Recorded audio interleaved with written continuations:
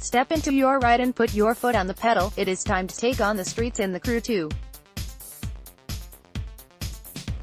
Our The Crew 2 Beginner's Guide will detail the important aspects and features of the game that you should be able to handle early on in the game. These include changing your avatar's accessories, customizing your car, and most important of all, win races.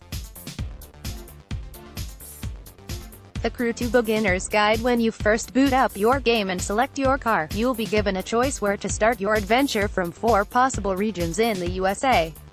All of these are both distinct in their geography and the challenges they present when racing is concerned. There is the street racing area that will pit you near Los Angeles along with a brand new ride and some bucks. Here, you can engage in drifting events, drag racing, and normal street races. The streets are always bustling with stuff to do, so you are most likely to bump into something more often if you are not so good on the handling. We recommend the Mazda with easy handling or the Audi couple with medium handling.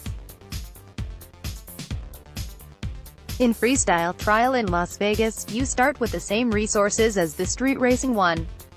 However, you do not need to think about the competition here so much since you can ride freely on planes, boats, and trucks.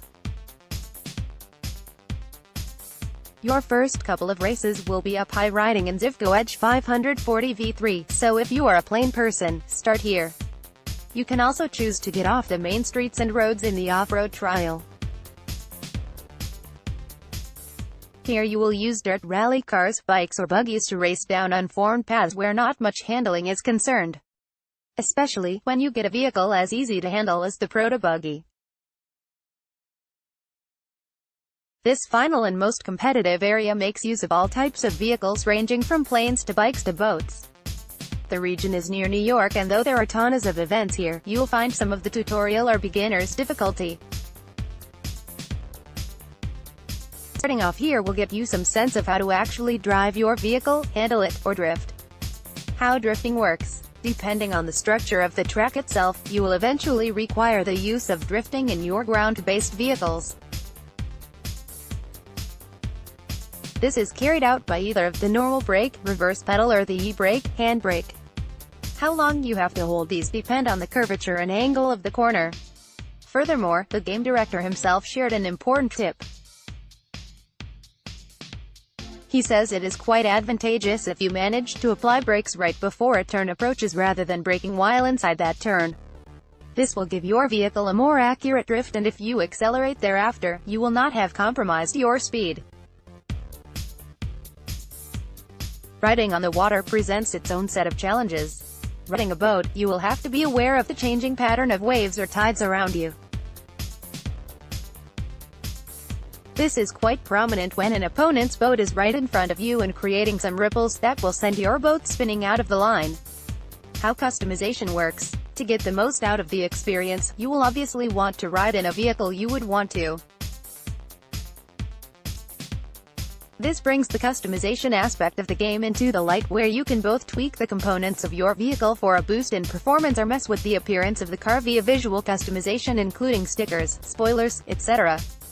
Moreover, things do not stop at your vehicle.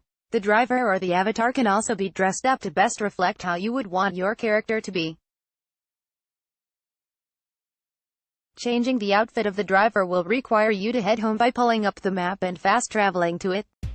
Choose the option that shows you the suit and helmet to being customizing your character. Now you can purchase some outfits via the in-game currency while some are unlocked as you progress generally. Moreover, unique exclusive costumes are available in the Uplay store and can only be purchased via Uplay points. How to win races. When it comes to the main objective of the game itself, it is racking up points and unlocking items by winning races. Of course, when you progress in the game enough to get a better understanding of handling, drifting and accelerating your vehicle in all types of regions, you will mostly get the positive outcome out of every race. However, this is not always true because of something called the performance points. Every vehicle comes with its own rating of points that you freely view. If you take on a race against a vehicle that has a far higher performance rating than your own ride, then the race will be near impossible to win no matter how well you drive. This can occur when you have selected hard difficulty from the game's options, and so you will be facing many tough races. Additionally, this can also take place if you are still sticking with a slow vehicle late into the game. Always check your opponent's performance points and your own before a race, and make your decision accordingly. This is all we have in our The Crew 2 Beginner's Guide.